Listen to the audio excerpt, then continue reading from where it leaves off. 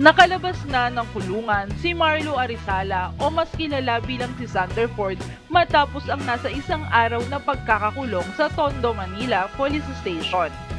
Ang kanyang talent agency na Star Image Artist Management ang nagpiyansa ng halagang 18,000 pesos upang makalaya ang online personality.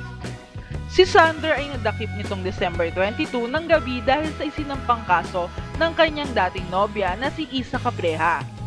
Nilabag umano nito ang RA 9262 o Violence Against Women and Their Children dahil sa mga inaakusa sa kanya ng kanyang dating nobya. Nagsisisi po ako kasi sa mga nagawa ko po. Handa po akong makipag-ayos po kay Isa, sa ex-girlfriend ko, and lubos po akong nagsisisi sa mga nangyari po sa aming dalawa.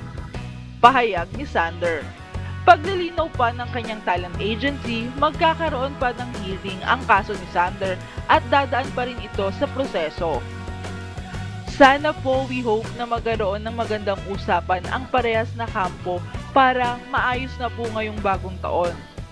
Pahayag naman ng Star Image General Manager David Cabawatan. Kasama rin sa pagsundo ang ina ni Sander na si Merly Arizala na nagpapasalamat at makakapiling nila ang anak ngayong Kapaskuhan. Dahil sa naka-live sa Facebook page ng talent agency ni Sander ang kaganapan ng kanyang paglaya, marami ang agad na nakapag-komento sa video at nagsasabing magpakabait na raw ang controversial social media personality. Humingi din ng patawad si Sander sa kanyang dating nobya at itinanggi rin niya ang paratang na pananakit dito. Nanghihingi po ako ng sorry doon sa ex ko kahit po alam ko na wala naman akong ginawang masama sa kanya. Sabi ni Arizala, magpapasko tapos ganito ang mangyayari sa pamilya ko, sa mama ko, ako lang ang inaasahan ng pamilya ko. Dagdag pa niya, nakatakdang magharap sa korte ang kampo ni Sander at kanyang ex-girlfriend sa January 2021.